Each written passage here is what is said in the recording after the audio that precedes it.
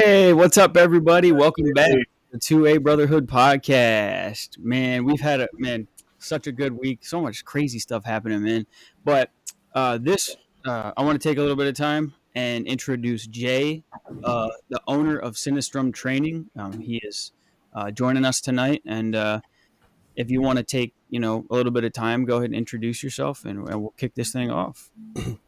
Yeah, thanks. I'm Jay White from Maryland, and I own and operate Sinistrum Training based in Frederick County. And just trying to offer decent, solid training out there for everybody, change the game a little bit. And, just a regular, normal, everyday gun guy. I like guns. I like shooting. Yeah. Fucking A. Hey, so Jay, the reason why we started this podcast is because we were trying to find training in Maryland. And trying is the good word, right? Trying. Yeah. So after 2 years of us doing this, we finally found, aka you, someone in Maryland that has a good reputation of being a good trainer and not one of those, one of those guys that just makes stuff up, like, hold the gun this way and that way. And, Or you can shoot this gun single action if you like. And did you mean to shoot that? Just in the base if you want. Maryland's an interesting place, right? So it's communist. What's that? It's communist. Yeah, it's definitely that. As you guys know, we just got the ability to concealed carry. like 2 years ago? So it just happened, right? And I'm 37, right? And the vast majority of my life we weren't able to do that. So Maryland I consider is like way behind in like the gun game compared to like the rest of the country or the rest of like Freedom America that have been able to own firearms, right? So we're kind of trying to play catch up on that. And that even goes with training too. There's a big, I don't want to say disparity, but there's a lot of that lather, rinse, repeat, old school training that's just pushed over and over and over again, especially here in Maryland. And my focus is Maryland, so I'm not really trying to be like a nationally known guy. I'm not the DMV, Maryland. It's my home. That's what I care about, right? I want to change the game here. I want to give people some good options here, and that's pretty much my motivation. Motherfucking boss talk. Yeah, man. Man. So I just want to get back to my community, just hopefully bring a little bit of light to Maryland. Yeah, man. That's good. There's a lot of people, if they don't know what the state of Maryland is or have never heard of it, then chances are they have something negative to say about it, especially when it comes to gun crime and all that stuff. So it's really encouraging and motivating to see you in such a taboo kind of category like firearms in a state like Maryland, but bringing such a positive and good light to it. So one of the things I'm even working on doing right now is you guys been to Frederick, right? So how we have the canal. They do like little community events. I'm setting a table up for firearms. I don't care. That's cool. I was talking to my wife about it. She's like, you're really taboo. I'm like, what am I doing that's illegal? Yeah. I'm not doing anything illegal. I'm a small business just like anybody else out there. I'm not afraid of what I do. I'm not afraid of who I am and what I train and teach. So if you don't like it, don't talk to me. Yeah, man. I'm not going to stop doing what I'm doing. Right. It's like, mind your own business and move on. I'm constantly blasting the community Facebook groups. So like I'm in like a couple of different Frederick County Facebook groups, like Everything Frederick, All Things Frederick, etc. And I'm all the time posting up ads for classes in that thing.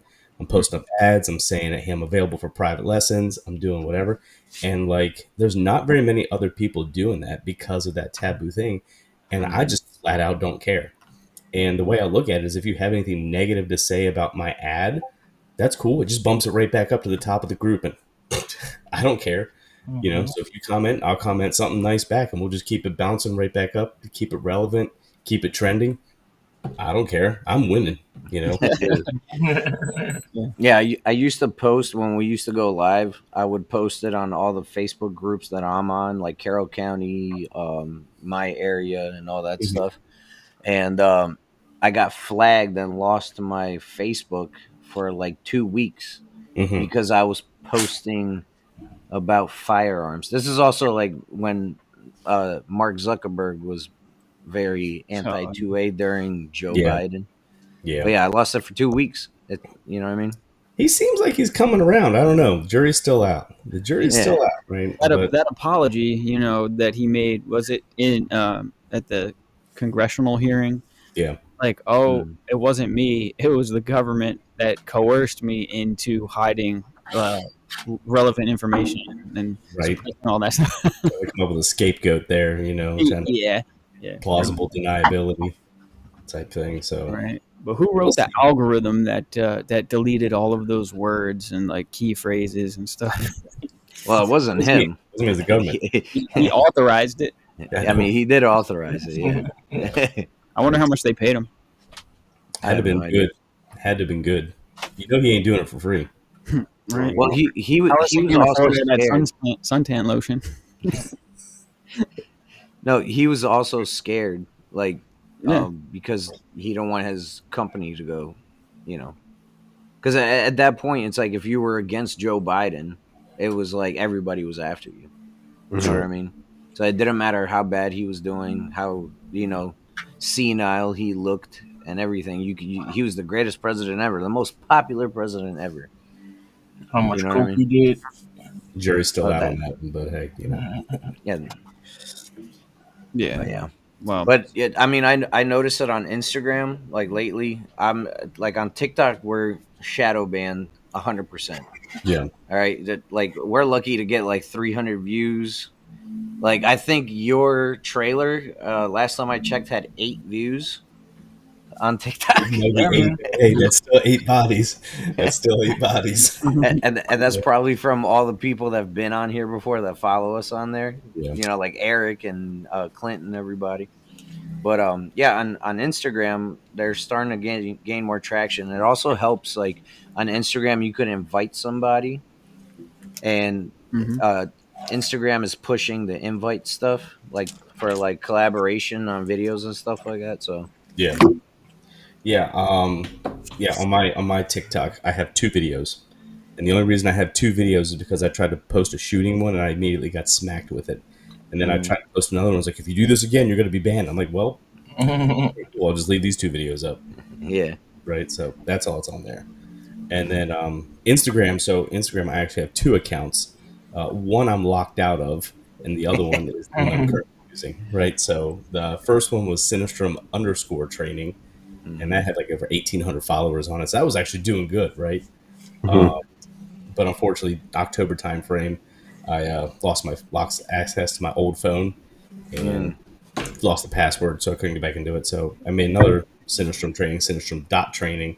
That's the one I'm currently running. So if you follow either one, you're not wrong, right? So it's still me. I just can't get into the other one.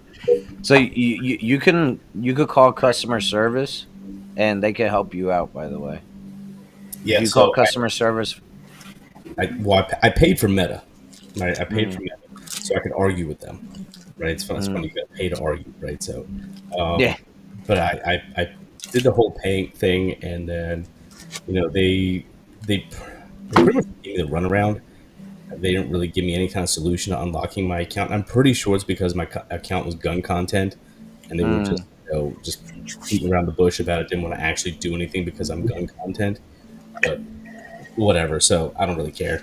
So I just hopped up in there and just create another one. Yeah. Well, we wanted to know. Somebody, Yeah, go ahead. but real quick, does somebody have like an aura thing playing in the background? What does it sound like? It's Austin. It's my daughter's sleep music. She's in a phase right now where she needs sleep music to fall asleep, and we generally leave it on. I'll turn the volume down on the TV. Yeah, we she's in a phase right now to where she doesn't have sleep music. Then she'll wake up throughout the night if we turn it off. And Did you get my email, Jay? No, but I got the link off of YouTube. Oh, okay. So I just hopped on YouTube and I'm just blasting it out to everybody that I'm friends with right now. Cool. No, I appreciate it. Awesome.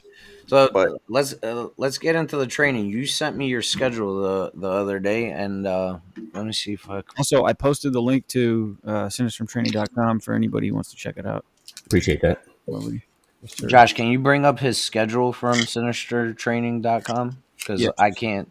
My phone is being used. Yeah, no I think the one that you sent out was for the was for a date that I can't do. Yeah, I can't either that day, the 27th of July, because I'm working already. Damn, you guys work weekends? Damn, that sucks. Hey, man. I'll actually be working Memorial Day. There we go. There are our courses, monthly course schedule.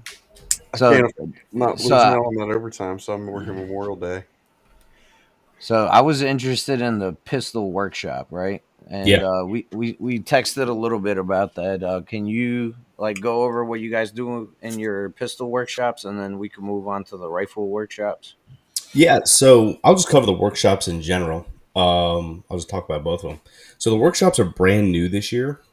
Mm-hmm. And part of the reason I started Sinistrum training was because I read a statistic that after folks get their state mandated concealed carry course, right, or whatever state mandated course, be it concealed carry safety course, whatever, 99% of owners do not seek training outside of that.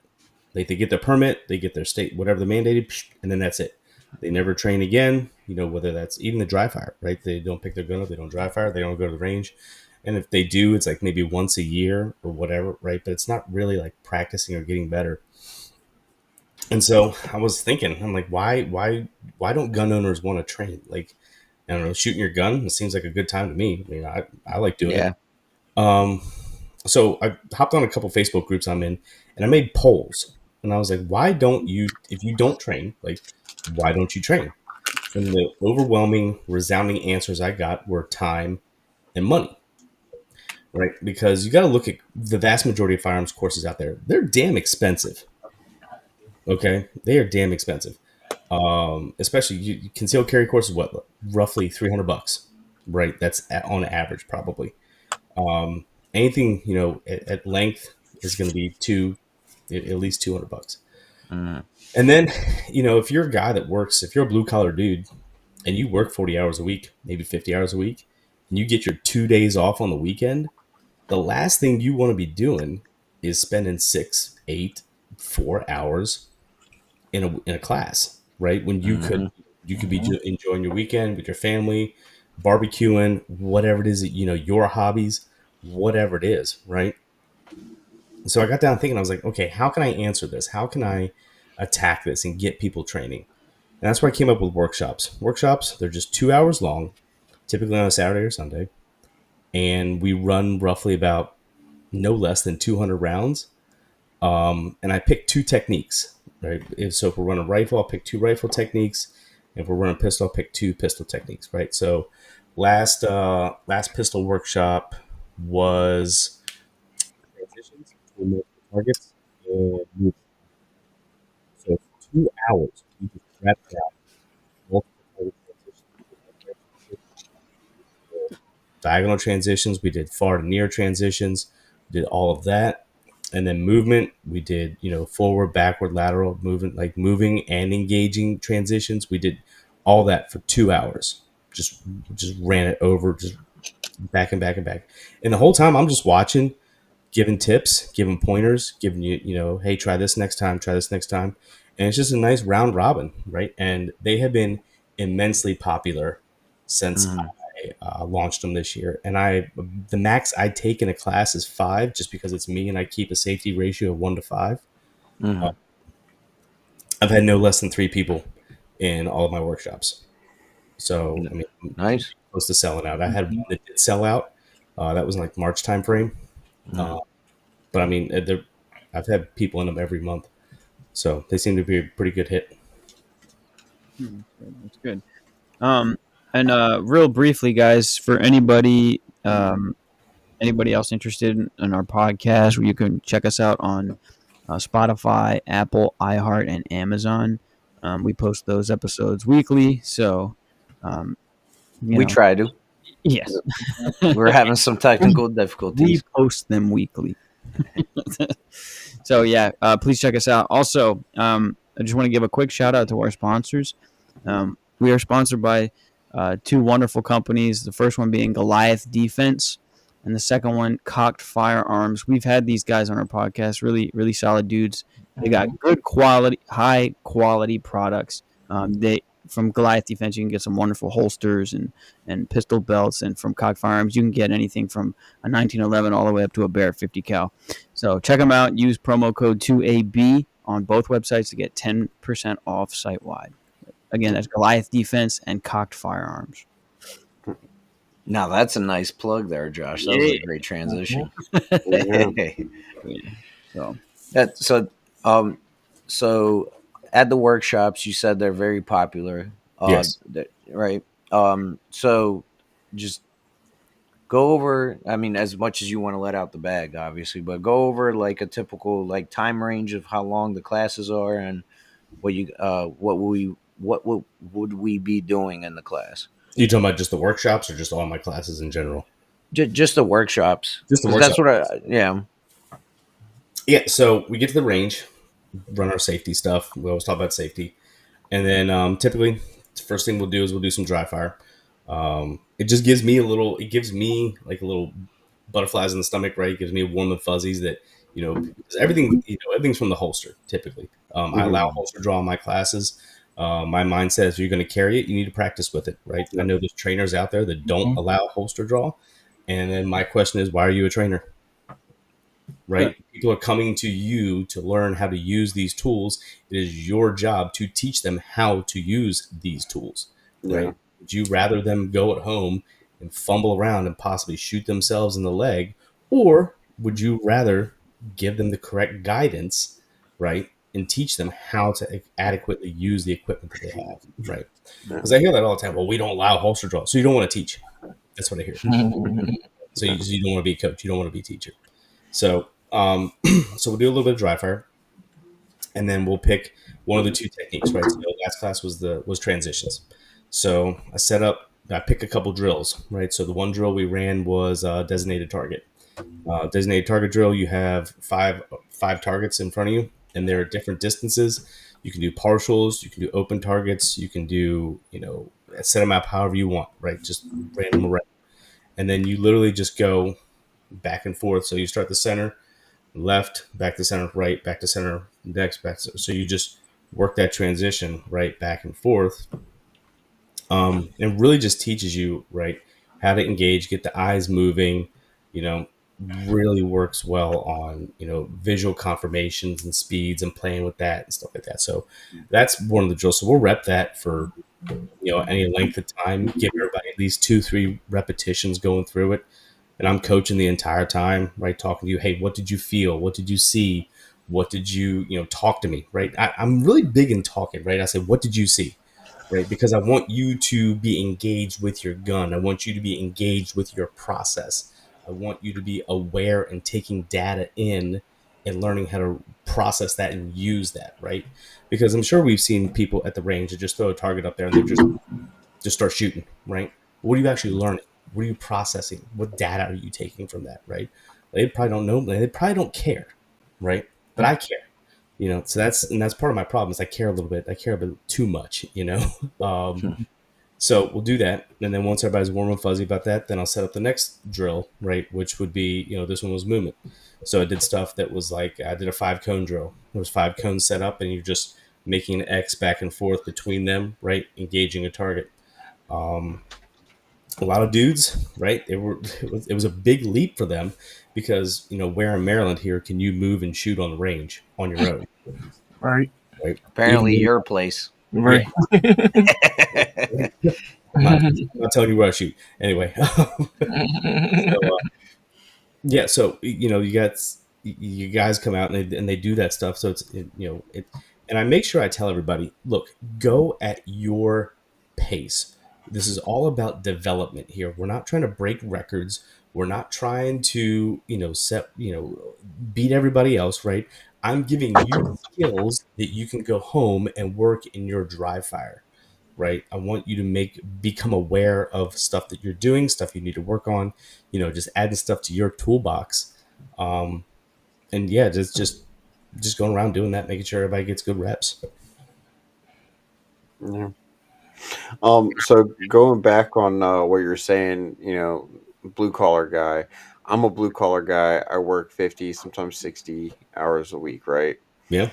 Um, and I think training is a big thing, and that's part of the reason why we started this podcast. Like Dimitri said, was trying to find training in Maryland, because there's not a lot of resources. I mean, the range that is by us that we go to, you have to go through their class before you could even draw from a holster to shoot. And it's a big factor. And like you said, if you're going to carry it, you have to know how to draw from your holster. Like for me, I'm a bigger guy, so I wear a deeper conceal holster because I carry appendix, Mm-hmm. and so I try to get it to sit a little bit under my gut, Sure. and it's harder to get to. So I have to practice that, and Yeah. I take the time at night to, practice drawing from my holster and getting sights on target. Yeah. And it's just a big thing of people don't really have that mindset. We were talking about it, um, I think last podcast, to where it's just being able to people get their license and think that they're able to just go out and take on the world, and it's not true. You have to get the repetitions in, and you have to do the training, you have to get the practice. Be And Charles Bronson. so it's really cool that you have a workshop class to where it helps people out with not taking up too much of their time. Yeah, and that was the point, man, is just like, what can I give you? Like, how can I quick hit this, right? What can I give you? What can I shotgun approach? Just blast you with this really quick, keep it simple, keep it, streamlined, right? Give them 1, 2 things. Don't overload people, right? And this isn't like a full-fledged, like 1,000-round course, right? It's something quick, something to get some reps in, right? And you got to think, right? If you hit my workshop, not saying you do, but like if folks hit my workshops, right, every other month, that's 6 workshops you've hit in a year, right? On top of your own dry fire and stuff like that. And you add that, right? That's 12 hours right there that you've spent, right, on your process, right? And then you can add in more, of your own dry fire time, or, offset that when you go to the range by yourself, and things like that. So, I mean, it's a good option. I'm not trying to toot my own horn here, but Yeah. I don't know. I think people, firearms trainers, educators in general, need to cater more to their clientele's needs and understand who their clientele are. Right? Everybody wants the big class, right? Of course, I want people to take my big 4-hour long, speed and accuracy, functional carry classes, right, like that. But at the same time, I'm a realist, and I understand that not everybody can do that, right? Plus, I'm a new guy, right? Well, I'm not a new guy. My company's new, right? So I get it, right? Over $200 for 4 hours from a dude you never heard of. It's scary, right? You're like, what's my dollar? What are my dollars going to go towards, right? So this is kind of like a way that I can give you like a low risk entry. Like, hey, this is who I am. This is what I can do, right? It's $80, but I mean, would you rather spend $80 and think like, nah, that was all right, or spend $200 and be like, man, that really sucked. You see what I'm saying? So just trying to, cater to my clientele a little bit. So you mentioned a couple other classes you have that are more of the long form type. Yeah. What are more like what do you offer in the long form type? What are all the things that you go into and teach? Yeah, so I have a class that's called functional carry, Mhm. and that is just literally teaching you how to be a functional concealed carrier, right? Okay. Some of the things that we'll go over in that is we'll go over like barricade shooting from behind cover, around cover, right? Do that. We go shooting from a seated position, because I mean, how many times do you go into a restaurant, right? You guys go into a restaurant. How many times are you seated, right? You're driving, right? Americans sit a lot, right? If you think about it, right? So being able to engage from a seated position is pretty important. Okay. Something else we do is we also do distracted shooting. Because you got to think, right? How many times a day are your hands occupied? right? Statistics show that if your hands are occupied and an event happens, or you need to defend yourself, chances are you're not going to drop that item that's in your hands, and be able to switch things up, change gears, right? So we explore that, we go into that. I do a drill where I take like a piece of paper and give it to you, and I give you a marker, and I tell you to focus on everything I'm saying and write down everything that I'm saying. So, and I'll just be talking about the weather, talking about the plants, the birds, politics, whatever. And folks are writing this down, and out of nowhere, I'll just scream threat, right? The number of people that can't let go of that paper or that pen and then try and draw their gun, right, is blows, it blows their mind, because they're like, I thought I was going to drop it, right? And they don't. And so it kind of gives you that aha moment, like, shit, that's really what happens. And here we are in a controlled environment, right? You're not dropping it. What do you think is going to happen if you go out in the real world, right? And you're carrying your kids, you're carrying your groceries, you're tying your shoes, you're opening your car door, things like that. Where your hands are occupied, right? You're on your cell phone, right? And then a threat happens. Like, chances are you're probably not going to drop your phone. You're probably going to, go one handed and try and do a two handed presentation with your phone in your hand, right? Ain't gonna happen, right? So we explore stuff like that. We explore movement. We go over, mastering your grip from the concealment draw. So we cover a lot of stuff, right? Things that I think that are basic, that should come baseline skills to somebody who's a concealed carrier, right? So that's what we go over in that class. And then that's a 4-hour class. That's a 4-hour class, yeah. Okay. And then the other one that I have is called Foundations of Speed and Accuracy. And in that one, I just teach. There's a lot of people who don't push into the speed realm of how to shoot fast and accurate, right? There's still, especially in Maryland, we have this mindset that you can't have your cake and eat it too, right? You have your speed and you have your accuracy, right? And for some reason, people think that they're mutually exclusive and you can't have them together, but you absolutely can have them together, right? In that class, I give you the foundations, right? So we talk about getting to your holster quickly, right? Because there's a lot of people that think that they're fast getting to the holster, and then I do a drill where I try and reach for your holster at the same time that you're going, and it unlocks like a new gear for people getting to their holster, and they're like, I didn't even know I could move that fast. Like, yep. So we explore getting that right. We explore acquiring a quick sight picture. We explore target focused shooting. So we explore all those aspects, right, that go into being able to shoot fast and accurate. So, and that's another 4-hour long class. So you talked about getting a sight picture. So when I started carrying and I started doing my practice draws, I noticed, and I still have, it happens quite frequently still, even though I practice regularly. Um, I always have an issue to where when I draw and I try to get, sights on target, right? My front sight is always pointed down like 2 inches from where I want it to be. How would you suggest to me to fix that? So when I was shooting iron, something I would used to do, and I even do it now that I'm on a dot, is that I would draw out, and I'd be honest, right? So I draw out quick, and I would get my sight picture. And if my sight picture, let's say my front sight was down or whatever, I would adjust the gun in my hands, right? So I got a perfect sight picture. I would adjust it in my hands, so my sight picture was absolutely perfect. And I would try and memorize exactly where my hand placements were, right, with the grip pressures I have, everything. And I would just memorize that and go right back to the holster, keeping everything the same as much as I can. Remember that, and then keeping that in mind, draw again, right? And if you're off again, adjust again, and just keep doing that. And eventually you'll get to a point where it should be lining up every time, right? Because you have to, consistency is key, right? Consistency is key. So if you're getting, if your sight picture is down here, or if it's over here, or whatever, up and up, something is changing in your grip, right?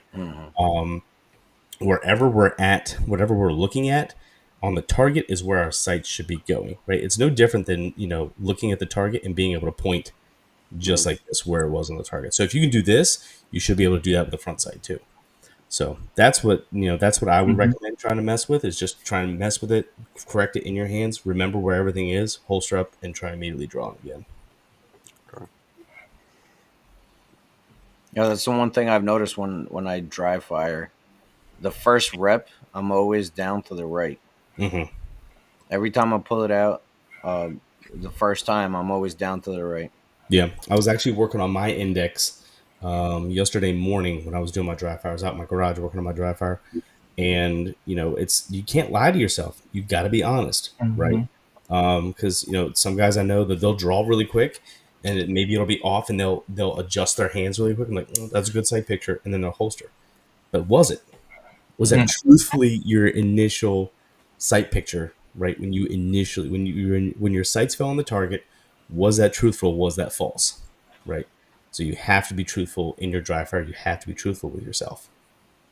Dude, I love that like amount of self like reflection and awareness, like to be so like brutally honest with yourself, because I mean this is the kind of this kind of thing you don't want to sugarcoat or cut Mhm. corners, because it's life and death. Yeah. If you need work, Mhm. then It's you need the work. You know what I mean? There's no way around it. yeah. It's always astounded me the level of arrogance that the firearms community, right, has with their ability, Mhm. right? Good enough mindset, right? I'm good enough, right? Yeah. What my grandpappy taught me with his partner single shot 12 gauge, I'm good enough to concealed carry and walk these streets, right? You have that it is plagues the entire community, right? And some people think that going to the range, right, lining up in a controlled environment, nothing's coming at you. You're not sending anything this way. You got your nice little squared target on the carrier. You can take all the time in the world, Mhm. press out, right? You're not on any kind of pressure, and Yeah. maybe you land one shot center mass. You're like, I can conceal carry, right? Yeah. And I don't need to train. I can do that, right? Mhm. What do I need to train for? I can go to I can go and hit a target. Yeah, when it's not shooting back at you. Yeah. And when you put movement in, it's a totally different game. Yeah, man. Yeah. That's why competition Crazy. is And king. adrenaline. Yeah, Mhm. competition is king. I saw you guys. You guys just went out and shot your first match, right? Yeah, that was me. I got DQ'd. How'd you like it? Did you like it? It was awesome, man. It was fun. I Dude, sucked ass, but it welcome to is what it Makes is. you like, "Woo." Everybody, I guess everybody. actually I found video of one of my first matches uh, a little while ago, and wow. So at that time I was still in the Marine Corps. I was a big bad Marine, right? I went to a rifle competition. Big bad Marine, got my rifle right here. Let's smoke This these is fools. my Yeah, rifle. right. How much show them how to run a rifle, There are bro? many like it. Dude, I got smoked by a 14-year-old girl. I hear that a lot from I people. didn't like have some like self reflection on the drive Oh home. my god. Like I had an identity crisis, right? I was like, man, who am I? What am I doing? What Bro, am I she was doing? probably raised with a rifle in her hand. You Dude, know what I mean? homeschool Probably kids, man. grew They up on got the farm. Yeah, man. homeschool kids, man. They got an advantage. I tell you. Seriously, man. That's what I want my daughter to be. We're actually talking about homeschooling her, but I want my daughter to be the 14-year-old girl that's, kicking the shit out of Marines and, Army soldiers. More And power to her, dude. yeah, I'm all about it. I'm here that's for it. how I want to raise her, man. Yeah, Dude, 'cause empower yeah. them. Yeah, man, that'd be great. Yeah. Because they call this thing like the great equalizer, having a woman being able to protect herself with a firearm. Mhm. And yeah, I think that's a beautiful thing, man. I love it, man. I wanted to ask you, did you do you come across a lot of students who are arrogant, or is it like less than half of the student? I mean, like, So is it's it? not so much. So the students that I get aren't really arrogant. I love all my students. Every student that I've had has been an amazing and great student. Right. I'm blessed that the students that I have had. I'm amazed at like who I've taught. Right. They've all been great. It's more so just like the regular people, right, that I talk Mhm. to, right? They're just, oh yeah, I own a gun, right? It's just the people that don't come to class, right? Those are the real arrogant ones. It's not the students, right? The students are coming because they want to be there, right? It's the arrogant ones that don't show up. Those are the ones you got to watch out. Because they haven't been humbled yet. So me and Dimitri were actually just talking about this today, about Muay Thai and other mixed martial arts fighting and everything. And I'm a black belt, okay? Okay. But one thing you'll rarely ever hear me say is I can go around and beat people's ass, unless I'm really mad at someone and I got that anger behind me. Like, I don't go around and act all cocky and just like, oh, I could probably beat you up. Get your ass kicked. And the thing is, like, I know how to fight, but I try not to. I avoid conflict at all costs. But I don't walk around all cocky. And the thing is, the cocky people you see, it's like, Demetrius saying, you get like one guy that's been in one fight and he thinks he's the baddest dude in the world. Oh yeah. And then he goes, you could take him to a class and he gets knocked on his ass. Yeah. And then he'll sit there and say something like, well, this wouldn't happen in real life, in a real world situation. Nothing like a good old ass whipping to make you change the way you think, right? Some of these people you can't humble, because they just they got the excuses out the ass, Well, dude, you remember what did Ip Man always say? The guy who trained Bruce Lee, it's better not to fight, you train like you need to, like your life depends on it, you're gonna defend yourself, your family, your loved ones, but like he said, don't go around picking a fight. Use it only when absolutely necessary. Mr. Miyagi, all the great the senseis, all the great ones said the same thing. Do not go looking for a fight. So in the Marine Corps, we have it's called the Marine Corps Martial Arts Program, right? And it has a belt system, right? It's got tan, gray, green, brown, black belts. So it's got all the belts, right? And we would say that when you get your tan belt, you know enough to get your ass kicked. So it's, that's what a little saying. So it's Well, they did that in the Army Combatives program. Level 2 is like you don't really fight back. You just kind of try to dodge yourself or dodge all the attacks, and 2 people just beat you up. Oh yeah. And that's how you get certified. Yeah, I will say the Marine Corps martial arts like instructor program, like, bro, those dudes get rocked, and I'm so glad that I did not go to that school. So glad. You said the instructor course? What's that? The course to become an instructor? Yeah. The martial arts instructor. Is that the one where Is that the one where I think I saw where they carry a sandbag with their belt in it? Yeah, they carry a sandbag with a belt. Yeah, they got to do this long course. Yeah, no, not for me. I'm a gun guy, so you guys can have that. Find me on the range. You'll just shoot them, right? Hey, man. I paid money so I don't have to fight. If they get close enough for close combat, then I should not be. I probably suck with a rifle. If they can get that close to me. Was it Chris Rock? Was it Chris Rock that said, like, you guys pecs, I got techs. Yeah. No, but one of the things that, like, so me and Rob last year, we went to this guy H's training course, right? Awesome guy. Yeah, he was awesome. We camped out and, we shot on his property. It was awesome. But I've said this about 13 times on this podcast, but I'll say it again. That was a very humbling experience for me because before I went there, I was like, man, I got this.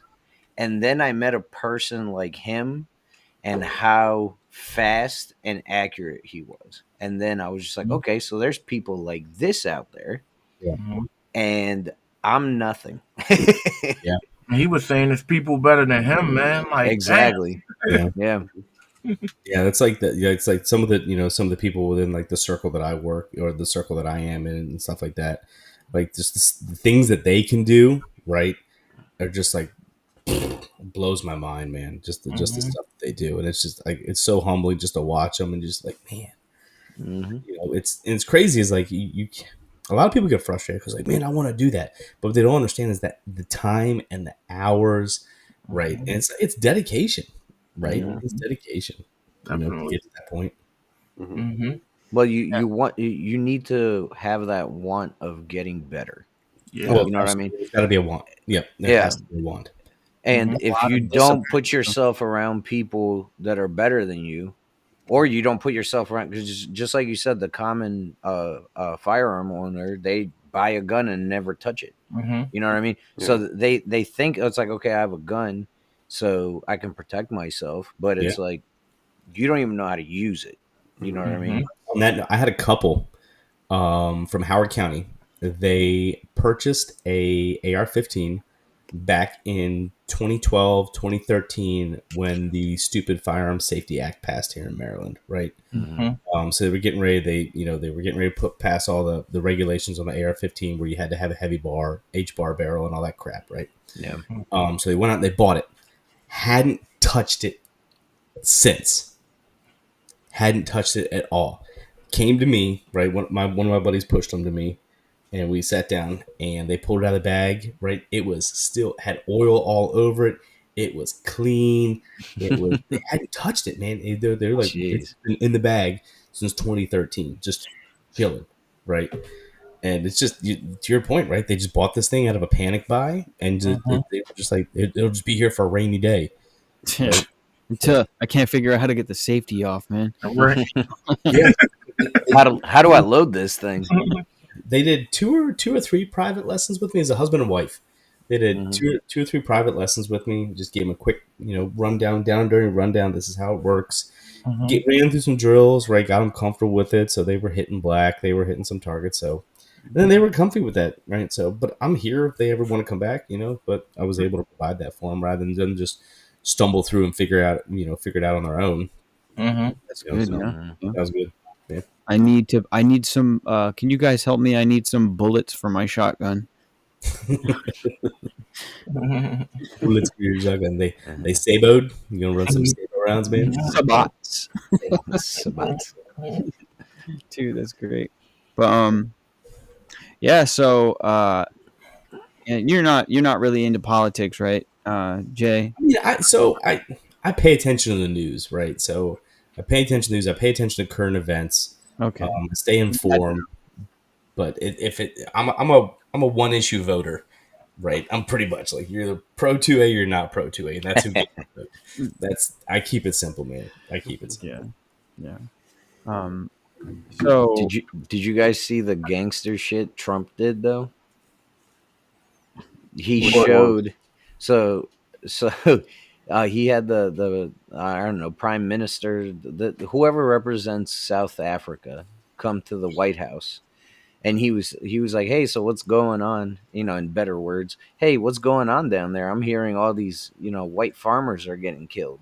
And the guy was like, no, that's not happening. He was like, oh, okay, watch this. And it's this dude's army just talking about how they're going to kill all the white farmers, and they're so proud of the ones that they have killed so far, right?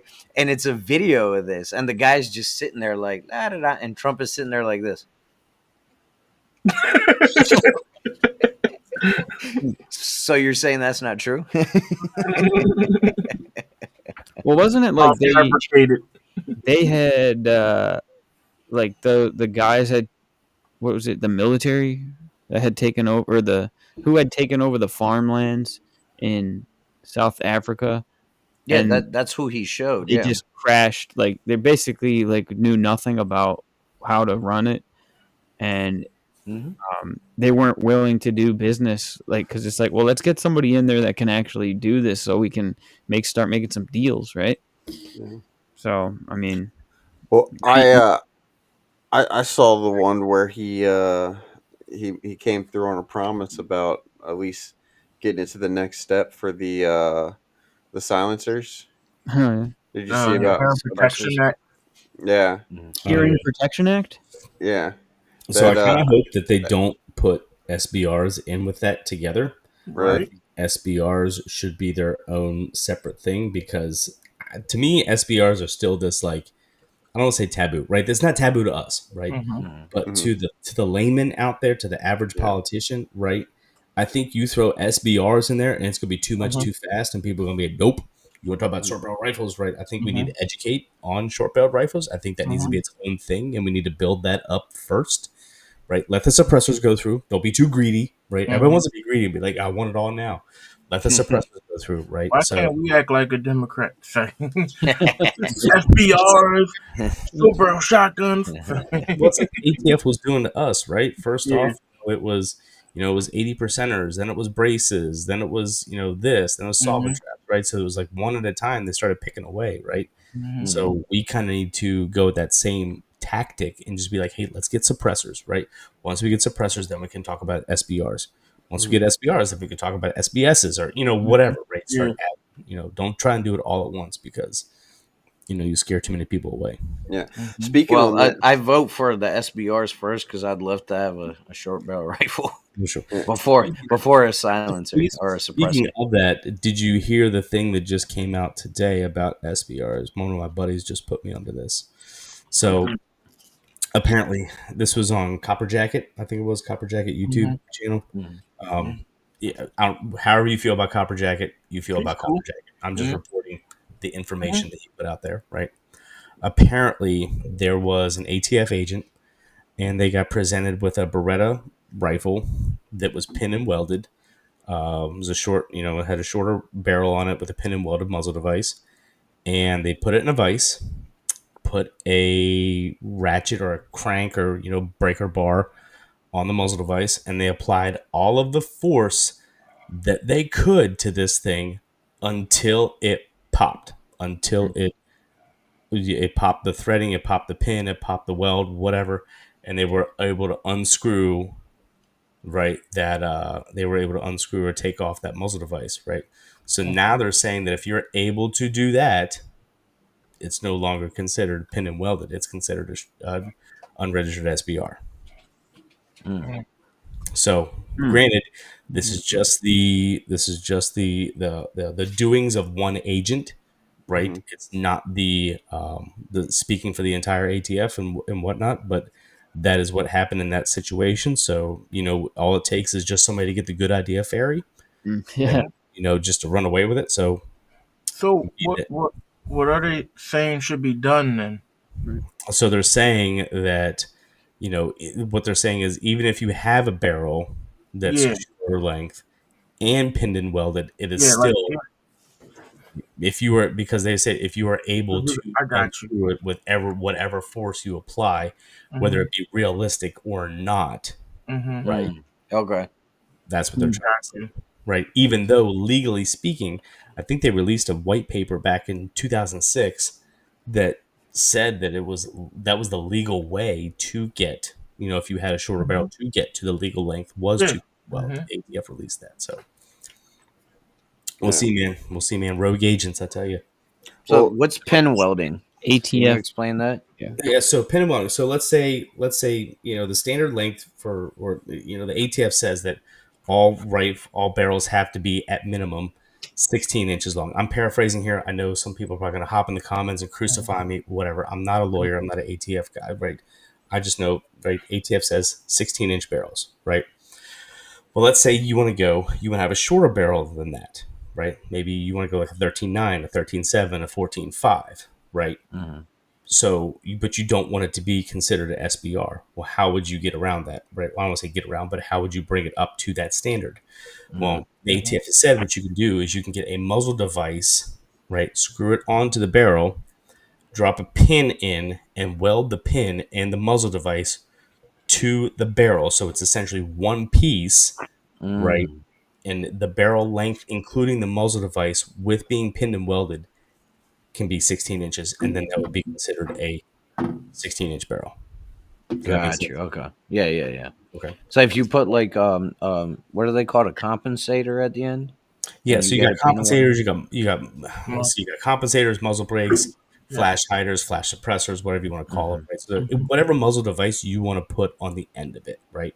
But the thing is, the muzzle device has to be long enough to bring that barrel up to 16 inches in length when it's installed, right? I'm not a lawyer. This isn't legal advice. I'm not your lawyer. That out there because I'm sure somebody will probably, well, Jay White said blah blah blah blah. No. I wonder when are they going to try to make bull pups illegal since it shortens it down. Man, let that good idea fairy fly around long enough, and it'll sting somebody. Yeah. So, But I mean, technically, the barrel is still 16 inches. It's just the explosion happens over here instead of Yeah. right next to your face. Yeah. But the smaller it is, the more dangerous it is. Remember that. Exactly. Totally. Was that? Yeah. they didn't have the information about the specific ATF agent who was doing this, or no? It might have been. I watched it today with my kids screaming, so I didn't retain that information about who it was. Mhm. I'm sure if you watch the video, it'd probably say something in there about that, but I didn't retain that information. I will post the link for the video in the chat for you guys. According to this video, since I really don't know who it is, it says that this same ATF agent who claimed a water bottle might be a firearm, the same agent who classified a cheek rest as a stock, causing a gun owner to be charged under the NFA, and the same agent who testified in court that pillows and potatoes can be suppressors. So you can't have them next to each other. Yeah. You can't go buy a potato and have Right. a gun on you. Yeah, you need a tax stamp and all that for. Yeah. I hate when I go to the gun shop and they don't have the pillows that I like. Right. Yeah. Right. Exactly. Those pillows, class 3. Is that Right. what it is? Whatever. Yeah, if you get the right pillowcase, it gets extra quiet. It's like they just It's sit a around and super suppressor. You sit with around the and feather think of down dumb ones shit, man. or cotton. What is it? Feather down or cotton? Which one are we doing here? Oh, cotton all the way. Cotton. Yeah, feathers just they blow out too fast. You know, you gotta stick with the cotton pillows. Like, have they ever seen videos of people trying to use potatoes as a silencer, man? So It going don't back real quick well. on what you're saying about not including SBRs and silencers, I just had an experience with my wife. I agree with that. My wife's not anti-gun. She just wasn't raised around them and doesn't understand a whole lot. And I was talking with her about the suppressors, and she just didn't understand it. She doesn't understand why someone needs it, and I was basically explaining to her as well, we should have a right to have it, you know. But to a person like her, having that mindset to where people that maybe not opposed to 2A but just don't understand it, if you're right, throwing a bunch of stuff in together at the same time, it will kind of scare them and confuse them. Yeah. And so I actually, having that experience, I do agree with you about not throwing SBRs in with the suppressors. Yeah, it's not that I don't want. I do, right? I just want to. I want to be strategic about Do it. it you know? right, yeah. Yeah. So I mean, it's crazy to look at us, right? Where suppressors are like taboo, and you look at somewhere like in Europe where suppressors are like required, right? Where if you have a rifle, you have to have a suppressor or something like that. It's like, why can't we get some of that? You know, I mean, just Right. Yeah. whatever. Where in Europe are suppressor required? I think England, right? I think England for the bolt guns when they're hunting, like when they're actually, Oh, okay. like when they're actually like doing like sporting hunting, like because they can have bolt guns and shotguns and things like that, but they have to be kept at like the lot. location. They can't basically like. I actually found out that they can have a lot more guns than people think that they can have. That's true. They can have 5.56 ARs. They can have 300 blackout. They can have pistols, but there's regulations to it to where it has to be kept at you have to be a member of a gun club. You have to be a member of the gun club for a certain amount of time, and then your ammunition has to be kept at that gun club. And I'm not sure. I think some certain guns also have to be kept at that gun club. So if you buy it, you can't take it home. I might be wrong on that part, but I know for a fact ammunition has to be kept at the gun club. You cannot take ammunition home. One of the most badass shotgunners I've ever seen came from England. Mm-hmm. It was a 3-gun match that I went out to. It was when Rock Hard was still around. Went out there and we had like a little side match. It was called like Shotgun King or whatever.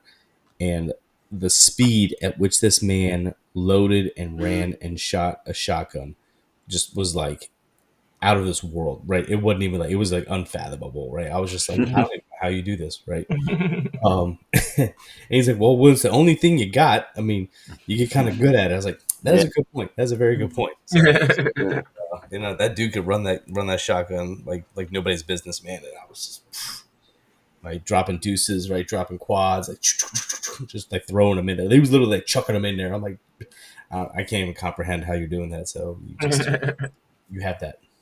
That's all yours. Cool. Was he asking to shoot your handguns and everything?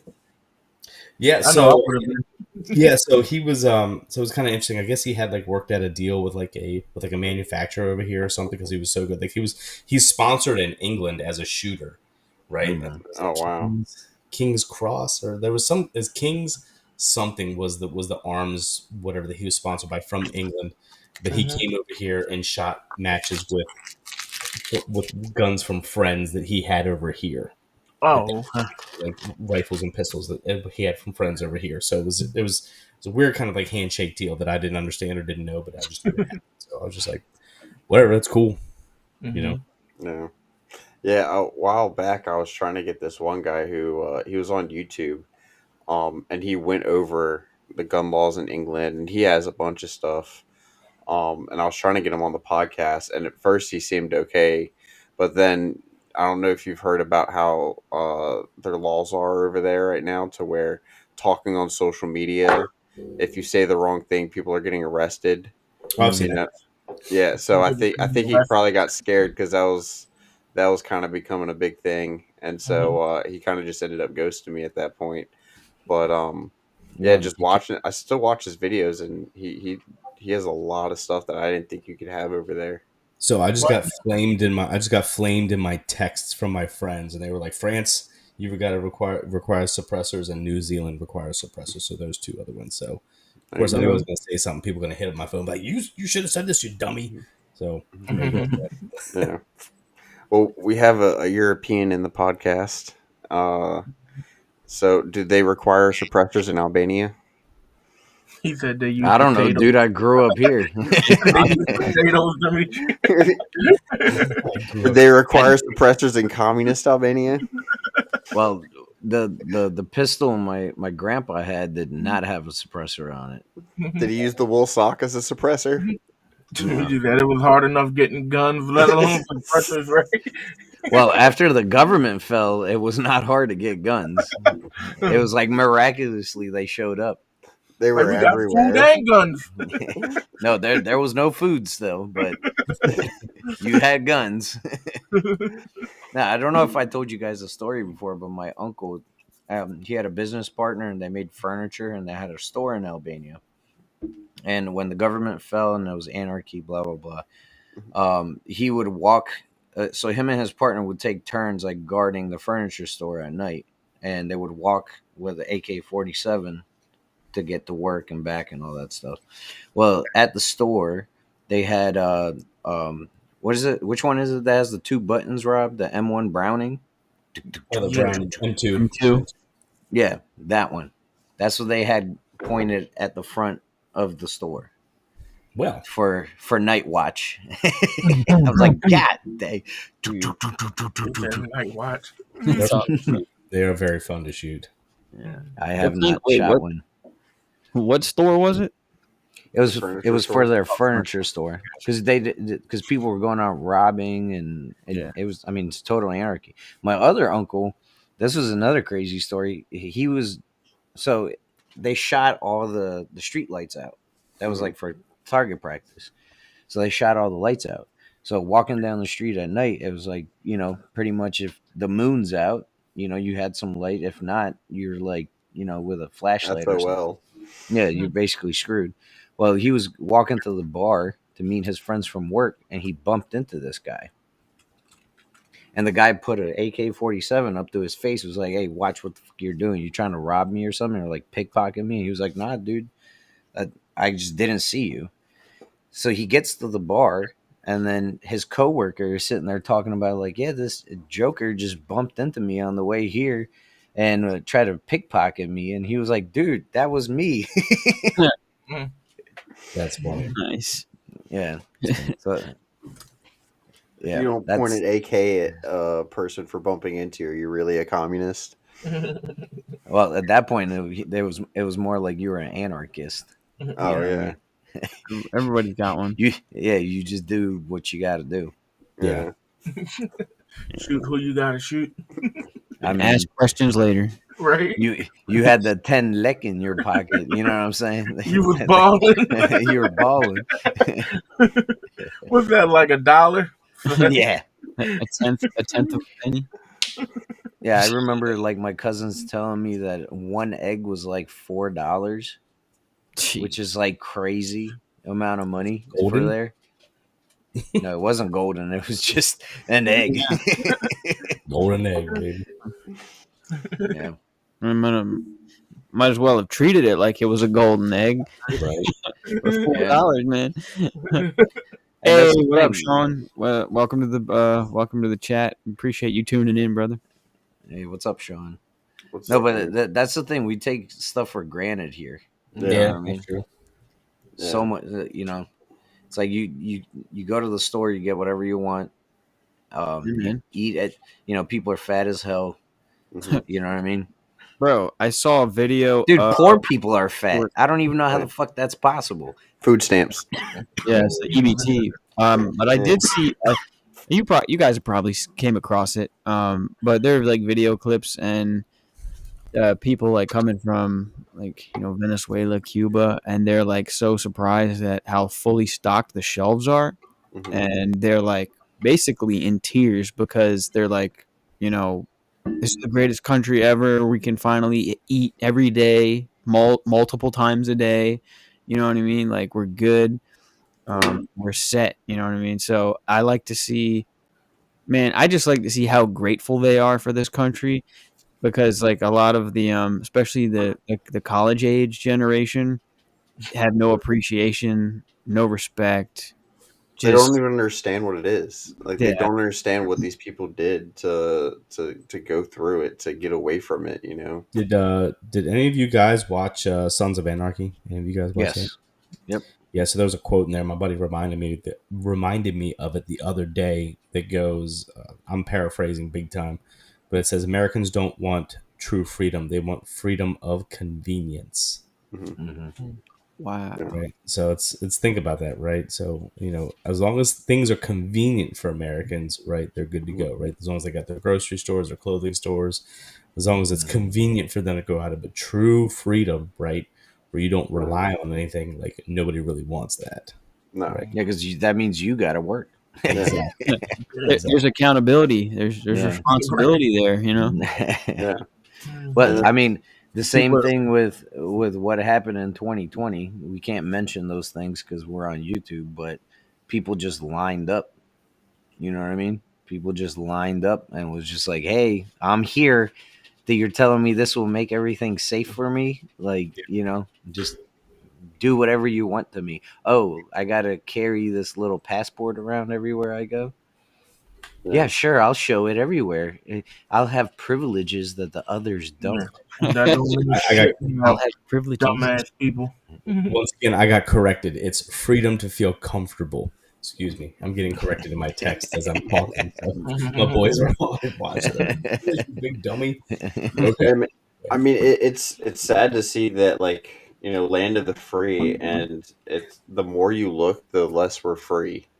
Everywhere you go, it's everything's regulated. Everything is some stupid rule attached to it. That convenience that everybody is coming to like know and love. That convenience comes with a price, and it's a little bit of your freedom, and you got to pay a little bit of it every time they do something that's convenient for you. So, right. Like food stamps. So, yeah, how come they don't do? Remember you said they should do drug testing for welfare. Yeah, I fully agree. And EBT. Yeah, I can't tell you when how you many work for the people. government, you get fucking piss tests out the ass. I think if you're on welfare or EBT and you have the ability to, like, you're not physically, like, you're not on disability or anything, I think you should do community work to earn that. Clean up your community, sweep the streets, trim the bushes, paint houses, fix up your community and earn like a job, basically like you're working a job, and earn your EBT and your food stamps. Don't sit on your fat ass and get your ho hos and your fucking honey buns. You know, I think you should earn it, and I think you should be drug tested, because if I'm paying for it, you know, I can't go and do drugs. I got a real job Right? where Me either. I can't go and, just smoke some weed or, do whatever. Crystal meth. I have accountability to where if I get drug tested, I lose my job. So if I'm dealing with that, you should too, if you're getting Mhm. my money. Yeah. Yeah. Excellent So, point. well, hey, I'd like to get back to talking about training, if that's cool. Yes. Yeah. No, Sorry, We get this sidetracked a happens lot. every. Yeah, no, We get sidetracked. just want to grab my train. Yeah, so yeah, my first like really exposure into like training was like in the Marine Corps. So I remember, they had us all in formation, and they were like, "Hey, who wants to go to combat marksmanship coaches course?" And I was like, "Shit, yeah, who the hell doesn't want to go to combat marksmanship coaches course?" Right? And it was just like kind of their like way of like introducing you to like being a coach and like teaching people how to shoot. Well, of course, everybody in the damn platoon, everybody raised their hands. So there's like, 30, 40 hands up in the air. They're like, well, shit, how the hell are we going to choose these? So they just start, all right, who's got one expert? Who's got two experts? Who's got three experts, right? So they just whittled it down to me and another guy. And me, I was just looking at an opportunity. I was like, shit, I'm just going to go to shoot. That's all I care about, right? It was actually like down there where like, where you got like paired up and you actually got to like, get into the process of like teaching and analyzing and, looking at somebody and building a product, right? And taking them, fixing them, right? Trying to see different things that they're not seeing within themselves and stuff like that, that I actually had like a real, like, I don't say knack, but I really enjoyed it, right? I really enjoyed just like talking to people, like bringing stuff to their attention, picking out details and things like that. So that was really like my real first introduction into like teaching firearms, was like through the military and through the Marine Corps, and whatnot. So I kind of like got to give my credit to my start to the military and to that. That's where it like really got me going, and got my foot in the door there doing that. Okay. Have you taken any of the principles from like basic and maybe advanced rifle marksmanship that you teach in your courses, like stuff you taken from the Marine Corps, like their curriculum? So here's the funny thing, right? So there's it's kind of funny. A lot of the stuff that they teach to like as far as the rifle goes, right? It is and it isn't applicable at the same time, right? It depends on the style and the type of shooting that you're doing, right?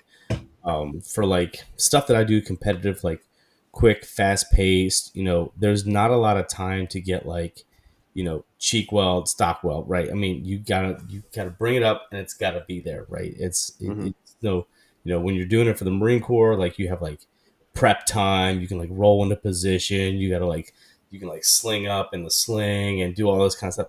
There's none of that, right? So you drop that stuff, right? But eye relief, that's a thing, right? Moving and shooting, that's a thing, right? How you hold the rifle, that's a thing, right? So some of that stuff is applicable in bringing it over, and some I just had to like, that's not really gonna apply to this and whatnot. So Just like war fighting versus, like yeah, I mean the Marine Corps, our known distance range is 2, 3, and 500 yards, right? And it's a lot of the old school NRA competitions, right? The style shooting, right? Where like you're holding a rifle like this, and that's not really applicable to like today's like combat environment, right? When have you guys ever seen a picture from the Global War on Terror with a dude like yeah, like that, right? It's not a thing, right? It just you haven't seen that picture because it didn't happen, right? Or if it did happen, there wasn't a camera around, but it didn't happen often. But moving house to house, street to street, clearing rooms and things like that, urban engagements, quick shooting movement, things like that, hasty barricades, hasty, supportive positions, things like that. That's all applicable and stuff like that. So, that's really what I lean into as far as the rifle stuff goes. So with being a civilian trainer now, right? Because you were Mhm. talking about in the Marine Corps, what got you into it. What did you go through to kind of get your uh, ability to train and get your desire to start it as a business? And what did you go through to? I'm trying to think of the word. Like, did you have to get any certifications or Yeah. anything? And what did you go through for that process? Yeah. So I was in the reserves. So what was nice Okay. about being in the reserves is I was able to do Marine Corps and I was able to work on the civilian side at the same time. Hmm. And I actually started off as a special police officer down in DC Okay. at the GAO building. So I started off down there because I was like, look, I want to be a trainer. I want to, I at least want to get my foot in the door, right? And I initially thought about being, and this is kind of what like really like changed my mind about being a police officer, like a full fledged police officer. Is like I sat down, and I was like, what do I like about police work? Do I like getting beat up? No, who the hell likes getting beat up? I don't like getting beat up. I don't like getting in fights. Like Hmm. I'd rather not, right? I'd rather not, do all that. Do I like ridiculous hours and irregular schedules? No. Who likes that stuff? Do I like paperwork? No, I don't like paperwork. Do I like going to court and doing all that stuff? No, I don't like that. Do I like guns? Hell yeah, I like guns, right? So it was, the firearms wasn't enough to me to justify going down a full law enforcement Hmm. career, right? So that's why, and I kind of learned that when I did DC special police work and stuff. So it was what it was. But while I was down there, um, we had to go through training, Hmm. and just the instructors that they had down there. I was like, what I known from the Marine Corps and what they were teaching me, I was just like, this is, I have stuff that I could teach, but I'm not an instructor, so how the hell can I do? So I literally just pulled an instructor away, and I'm like, look, what do I got to do to get from here to there, right? How do I bridge this gap, right? Yeah. And he said, well, do you have your NRA law enforcement instructor certification? I was like, didn't even know that was a thing because I knew like NRA basic pistol and NRA rifle, but there's like NRA law enforcement instructor certifications, right? Mm. Which I didn't even know existed. So I looked it up, found it, and the only way you could go to it is if you had a recommendation from your team or from your department to go to it, right? Hmm. So this is where it pays to not be an asshole or idiot in the Marine Corps. I went to my platoon commander. I was like, look, I'm trying to get a job. I need this course. Can you cut me a letter of recommendation so I can apply for it? And sure enough, they cut me a letter of recommendation. I paid for that course, the NRA Law Enforcement Tactical Shooting Instructor course. Paid for that out of my pocket. Oh wow. Paid for it out of my pocket. Paid for my own ammo. Paid for my own guns.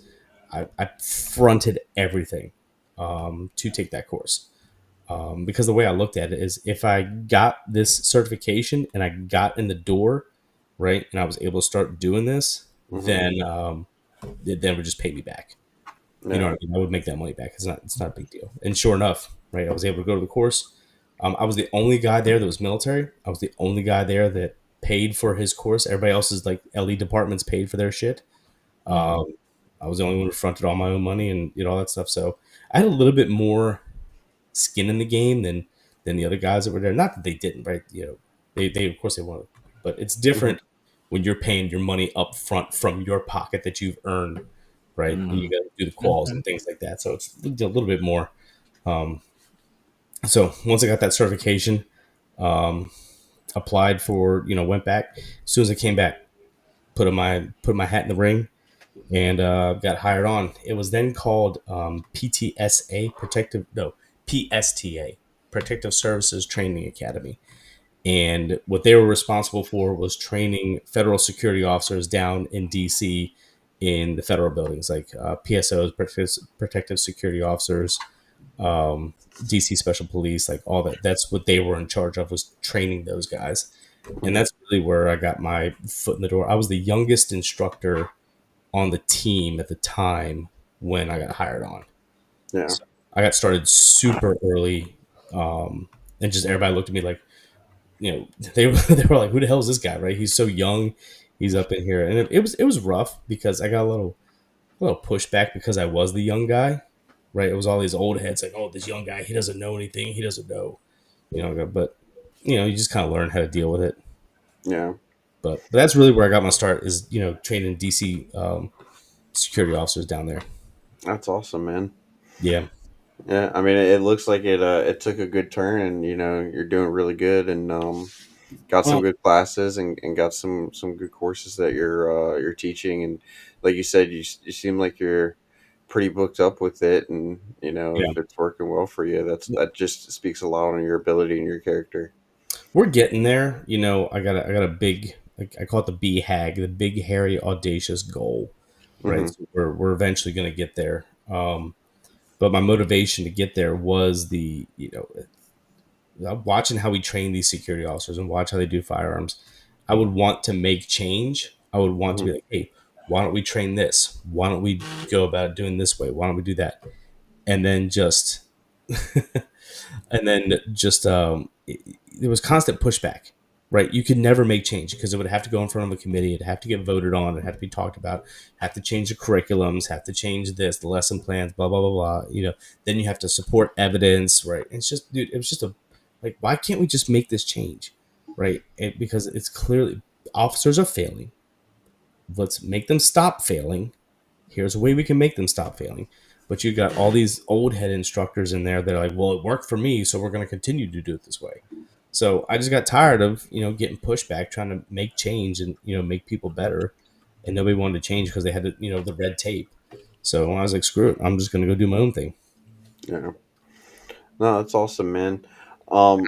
So for people that want to that don't have a whole lot of experience and want to get into shooting, right, for a pistol, let's say they want to start getting into concealed carrying properly, and getting into competition, what would you suggest to them as the courses in order of what they should go through, for your training, if they want to become a master at handling a pistol, carrying a pistol, shooting Mhm. competition with a pistol, what would you suggest for your courses for them to go through? So really, have a private lesson with me first. Hmm. Have a one-on-one with me, Like an assessment. like an assessment. Have a Yeah. one-on-one with me. I do offer a basic pistol class and a basic rifle class. Hmm. But to be honest, they haven't really had much traction. So I haven't been putting them on the schedule as much as the Yeah. other stuff that has been getting the stuff. But yeah, you can absolutely set up private lessons with me, Hmm. and go at your own pace that way. When it comes to signing up for matches, you can reach out to me, and I will absolutely 110% go to a match with you. Okay. Twist my arm. Like, oh, you want to go to a match? Oh boy, right? Say less. Let's go, right? I'm kind of a match junkie, right? So you say you want to go to a match, I'll go with you. I don't care, right? It's practice for me, and I actually recently just had Precision Point up here in Frederick had a match. They have matches every Friday night, and I went to one and bumped into one of my private lesson students there. And then Oh wow. while we were there, I was coaching him while we were there, so he got like a free lesson with like, Yeah. yeah, I don't care, right? Can't beat that. Like my like I'm not I'm there for the student, right? Hmm. I'm there to be a resource, right? I'm Yeah. not going to go there and be all stuck up and shove my face in it. No, I mean, we're going to go there, we're going to have fun. If I can help you, make you better, because the way I look at it is like, if you had a miserable time, would you want to go back and do it again? Yeah, that's true. Probably not, right? Yeah. So if I can help you have like a better time, or you can say, you know what, that was a really good time, or I really learned something, that'll make you want to come back, learn some more, help grow the sport, have a good time, right? People want to do things that they have good times at. They don't want to do things that they have miserable Yeah. times. Yeah. Yeah. Well, Um. after I got DQ'd, I was surprised on how many people came up to me and said, "Hey, don't let this discourage you." Yeah. Yeah. Because you know what I mean. That was very surprising to me. So Yeah. that means like a lot of people get DQ'd and they never go back. Yeah. Yeah. I'll say this. Earlier, Bishu was saying he did bad. I was there with him. I wanted to shoot that competition. Hmm. The sign up just went away so fast. Yeah. I didn't get a chance to actually sign up for it. It was like, I Yeah. think Those. Dimitri said it was done in like 10 minutes, but Yeah. Dimitri, during his time shooting for being his first match, he made it to where it was like the last two targets before he got DQ'd. That's Like what's for the up. whole match, I mean, went through all the stages, and it was like the last two targets. I mean, might not have got the greatest score, but stuck it out and was actually doing Oh, pretty my decent. score was horrible. They wouldn't even tell me my score. That's how Yeah, bad it was. They were just like, "Hey, good job, man. Yeah, you made it to the next one." I'm like, "Hey, yeah, what I get?" They're like, "I mean, you missed a couple over here, and yeah, it's yeah. you skipped that target." I was like, "Oh, okay." Yeah, but I mean, like I said, he made it to like the last two targets before he got DQ'd, and which to be like that's a big win, and my eyes and everything. And I'm hoping to shoot my first match soon. Yeah, Um, man. But something that what to expect for your first match is to have no expectations, right? Don't expect to do good. Don't expect to Mhm. just go and be a sponge, right? mhm, Mhm. Taking the Yeah. pacing, Yeah. taking the atmosphere, taking what just learn, right? Sit back, yeah, because if you go and you like with me with my first match, right? Well, I thought I was Billy Badass, right? Thinking I was gonna, I'm a Marine with my rifle, man. I'm about to smoke everybody, right? And then I end up at the bottom of the list, right? So it don't have that attitude, right? Just yeah. go in and be like, look, I'm Be here humble. to Yeah. learn, see how it goes, see how I do, treat it as like an assessment, as like you and your skills, like, and then once you shoot that first match, then you have a baseline of Hmm. where you can go from there, right? Yeah. Mhm. One thing I noticed with it is it was funny watching how many people just started disappearing once they shot their last round, Oh yeah, and it was like I Yeah. didn't even shoot, and I was there for the cleanup, and it was like you, you you just see roll, all the man. people just like Yeah, sneaking away and just walking out and everything. It's like, damn, yeah. man, Hmm. But no, it was a good time. Not even getting to shoot, just being there and just talking with people and asking them questions, and everyone was so helpful and nice, and Yeah. even when I wasn't shooting. And that was like the problem. Like when I started like really getting into like shooting matches and things like that, I was trying to bring the stuff that I was learning in the matches over into the security officer LE realm, right? Hmm. And I don't know how much you guys know, but those two worlds, they don't jive, Yeah. right? They're just, it's it's two completely different ways of thinking, right? You have, your large scale instructors versus your small scale instructors, right? Large Hmm. scale instructors meaning like law enforcement, military, where you have like 60 people like on the line, right? Yeah. You're qualifying, right? And it's either like they're there because they're new hires, or they're there because they're failures, or they're there because they're in service, right, and they're qualifying to keep their job and stay on post, or keep their job, whatever. Um, and those quals from those LE and military, whatnot, are designed to keep people in working, right? They're designed to keep you working, right? Because law enforcement agencies, right? All of them are short staffed, right? There's not too many out there that are at capacity or over capacity or whatever. Most law enforcement agencies are understaffed, so they need all the bodies that they can to get back out there on the road and working, right? So the quals are designed, right, to be able for one instructor, minimal instructors, to teach a crap ton of people at one time, right? Is it easier for me, like if we were on the line together, is it easier for me to go to each one of you individually and be like, hey, you need to work on this, hey, you need to work on this, hey, you need to work on this? Or is it easier for me to go like, all you five, do this? You see what I'm saying? Mhm. Mhm. Hmm. And that's where you get into like prepping the trigger, right, to the wall, stay smooth, press to the back, right? Because it's much easier for me to teach someone how to do that than mass the trigger and don't move your grip, right? Because vast majority that takes a longer time to learn how to do, as opposed to control, slow, steady, smooth, right? So that's why you get that a lot trained a lot, is because they're trying to get officers back on post, keep officers back on post, and things like that. So, but the small scale instructors like myself and some of the other guys out there, we have the time, the money, the resources, right, to get one on one with people, to get delve deeper into the process and look at different things and stuff like that. So that's kind of where you see the difference between the different type of instructors out there. So, let's say I want to be more accurate. Mm-hmm. What should I work on? Well, so first off, like accurate what? Like accurate close, accurate far, accurate near? Like what do you like? What is your definition of accuracy? Is your definition of accuracy like all the bullets in the same hole, all your bullets on the target? Like what's your so there's a lot of things we got to define there. Is like what is your Yeah. accuracy that you're trying to go for? So, USPCA match to try Mhm. to get as many alphas as possible, Mhm. different ranges, Mhm. including movement. Okay. Uh-oh. Okay. So you're talking about speed and accuracy together, right? So that accuracy, right? So you're not talking like bullseye where you're trying to like put like one single hole in like a person, right? No, yeah. So a lot of that comes into visual processing and your confidence with what you can do, seeing what you need to see to know where it's going to be and where it's going to land. Does that make sense? Mm-hmm. Right. So a lot of shooters over confirm their sights when they're shooting, right? Meaning they'll pull up, right, and they'll place their target and they'll second guess themselves. They'll be like, no, it's not good. It's not good, right? And they'll hesitate and they'll pause and they'll wait till it's absolutely perfect, right? Mm-hmm. But the truth is, it's been good. You just haven't pressed the damn trigger because you don't have the confidence, right, to know that it's going to land where your sights are, right? Mm.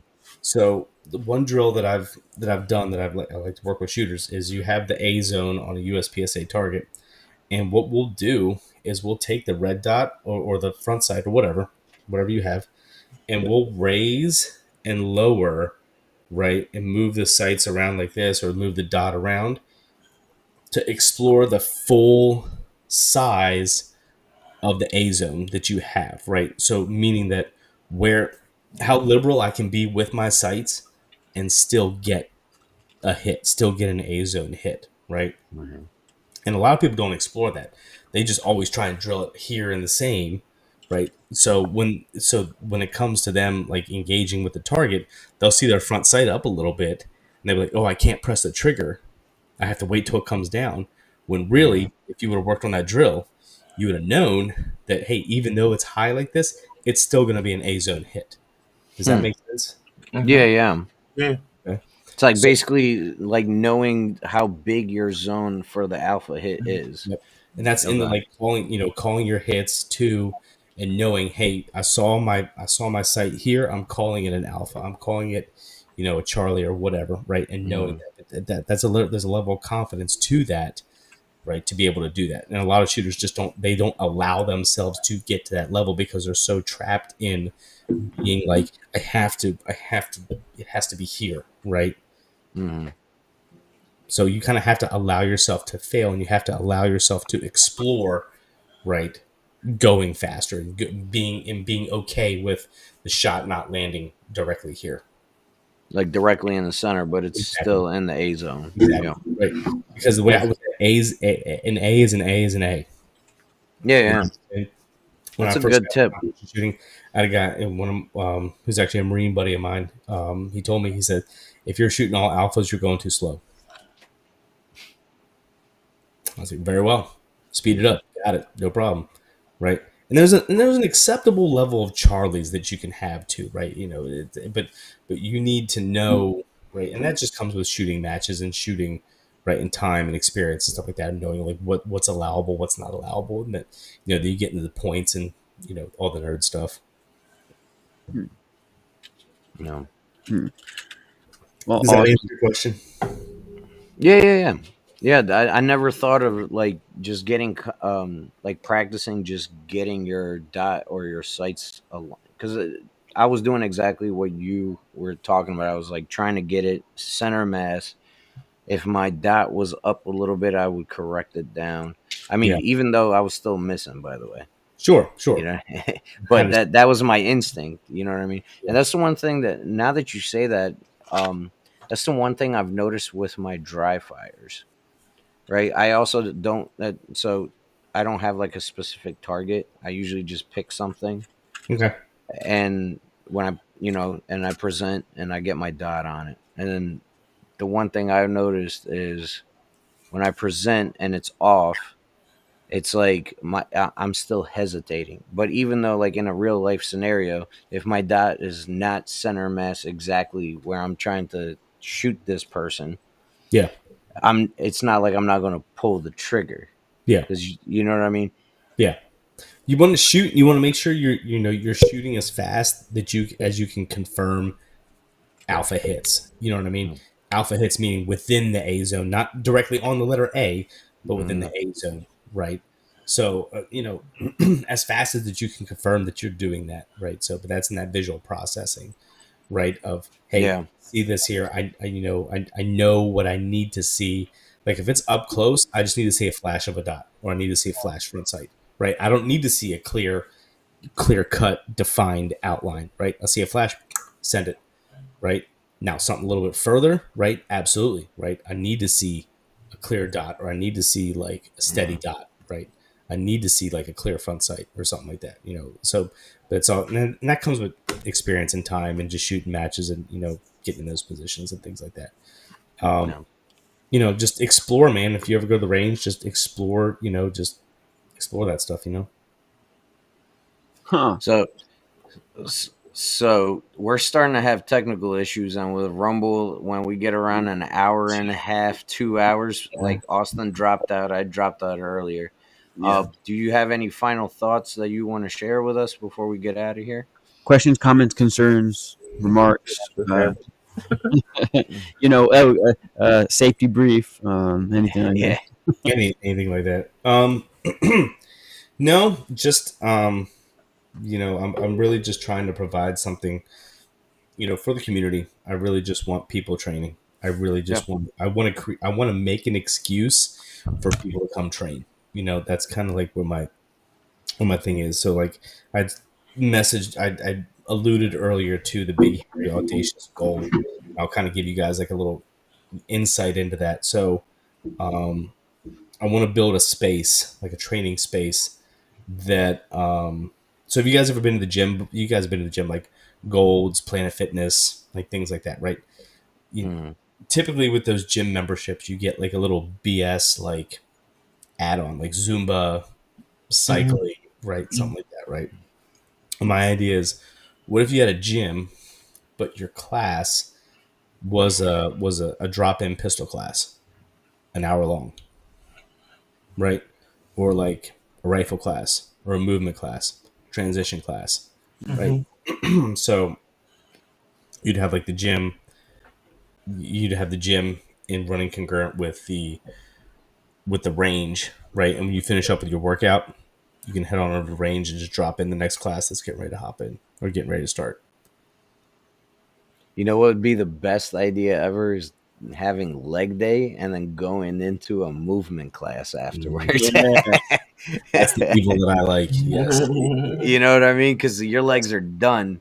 And then next thing you know, now you're trying to be, trying to move around and, try to shoot stuff. Yeah.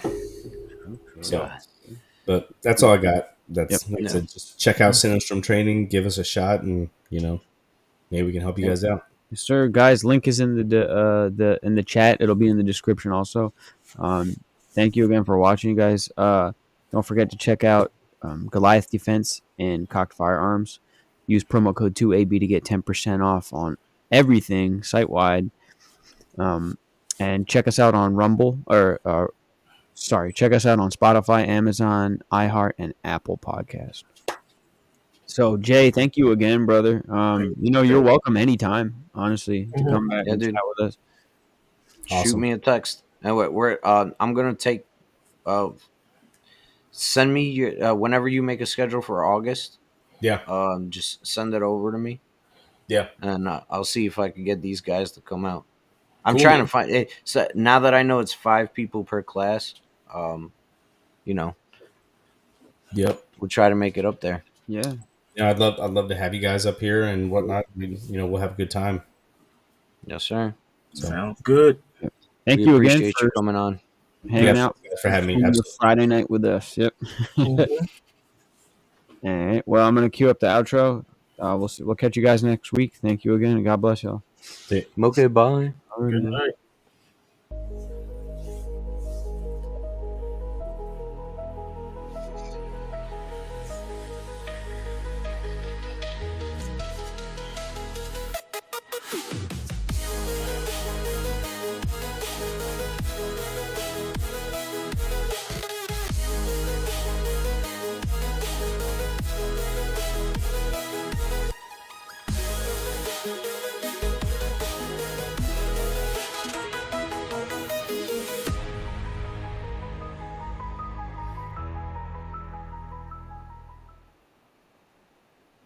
Cool.